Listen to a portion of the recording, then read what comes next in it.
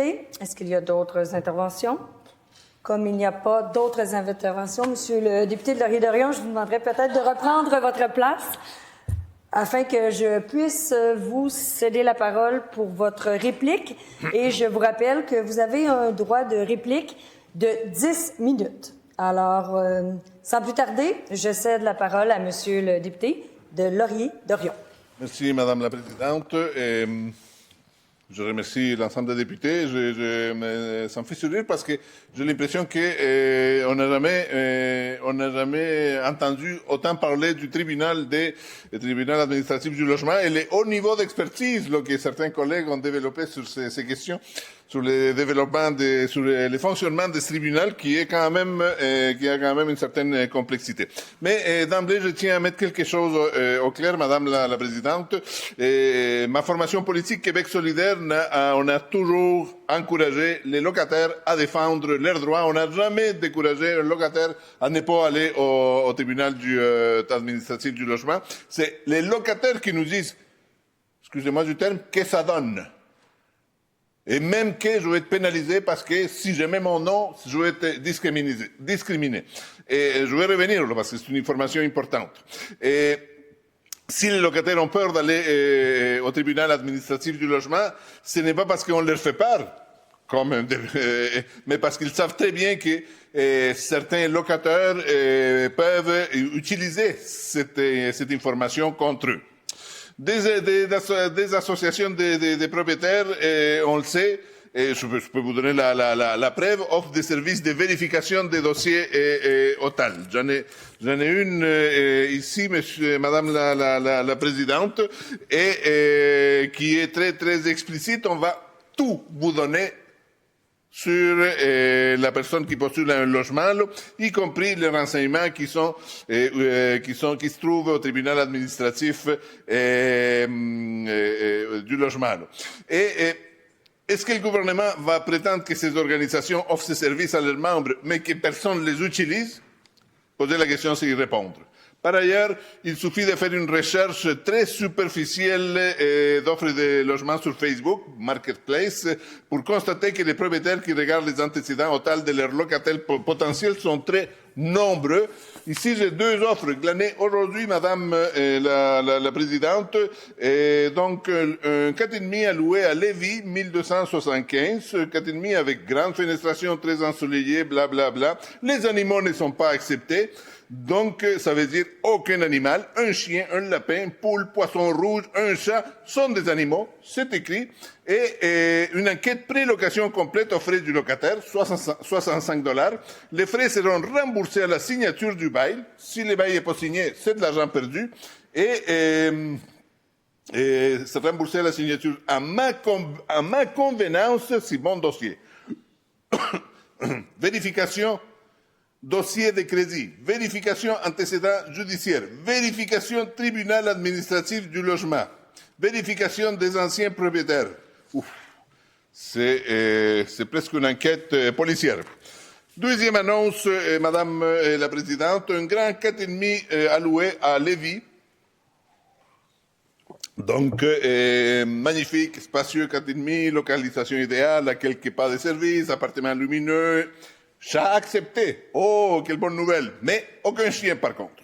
Condition importante, les locataires doivent avoir un emploi stable, une enquête de prélocation sera effectuée, vérification des crédits, antécédents criminels et dossier au tribunal administratif du logement.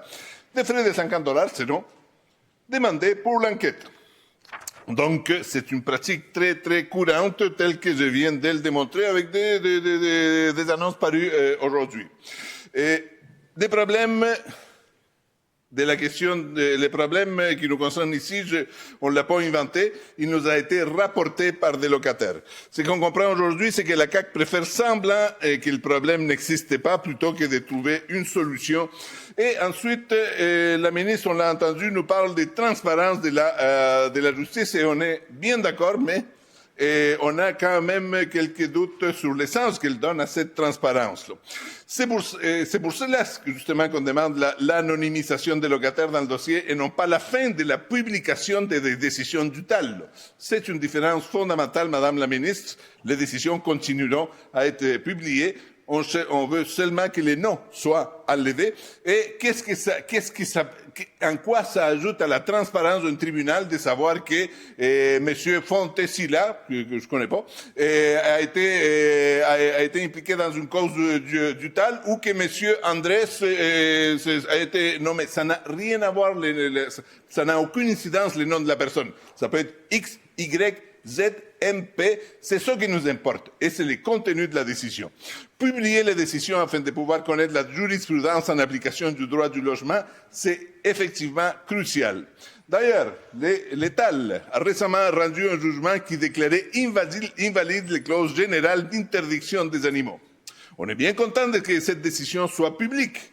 Et on a bien hâte que le gouvernement y donne suite et rendre enfin cette pratique illégale et d'interdire des animaux de compagnie. Mais on n'avait pas besoin de savoir le nom de la personne. On avait besoin de savoir justement seulement que le jugement a été rendu, c'est quoi le contenu de ce jugement-là. Donc, d'ailleurs, le code des procédures civiles est clair. Le tribunal peut faire exception au principe de la publicité s'il considère que la protection d'intérêts légitimes importants exige que soit assuré l'anonymat des personnes concernées. Si la capacité de loger des locataires n'est pas un intérêt légitime important qui mérite d'être protégé, je ne sais pas ce qu'il en est, Madame la Présidente. La ministre de l'Habitation prétend que cette transparence vaut autant pour les propriétaires que les locataires. Je dois malheureusement l'informer que c'est inexact. On ne compte plus les propriétaires qui se cachent derrière des compagnies de numéros et de prénoms afin justement d'éviter que les historiques des propriétaires voyous ne les affectent dans leurs projets spéculatifs. Donc en ce moment-là, une bonne partie des dossiers au tribunal administratif concernant des compagnies sont dans les faits rendus anonymes parce que c'est des numéros. Voilà encore une fois une différence fondamentale et un élément qui avantage nettement les propriétaires qui fonctionnent sous des noms de compagnies. Madame la Présidente, la situation est profondément inéquitable. D'un côté, on a des spéculateurs qui peuvent éviter les retombées négatives du tal sur leur business à coup de compagnies à numéros et de prénoms. De notre côté, on a des locataires qui cherchent à combler un de leurs besoins les plus fondamentaux, c'est loger, et n'ont pas d'autre choix que d'utiliser leur nom personnel.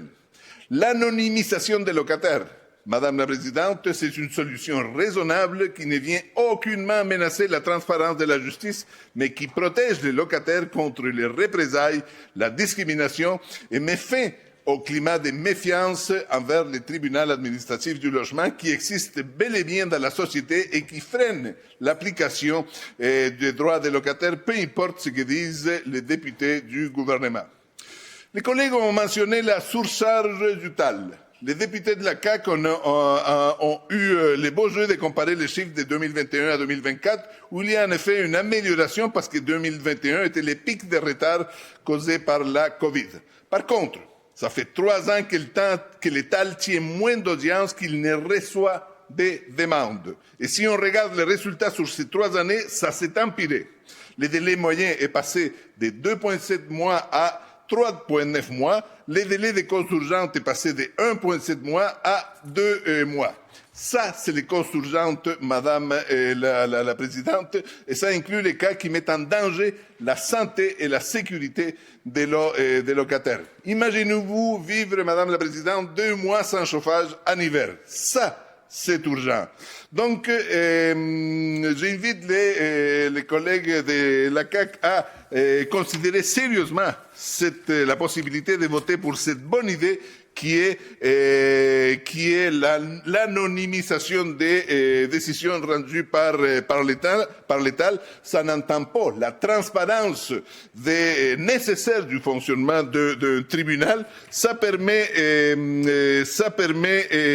aux chercheurs d'avoir des informations quand même, et ça va améliorer la confiance du public, en particulier des locataires, la confiance devant le tribunal administratif du logement, et ça va faire en sorte que les locataires auront plus de confiance pour exercer un droit que la justice leur donne. Donc l'anonymisation, c'est une bonne chose pour assurer les droits au logement. Merci, Madame la Présidente.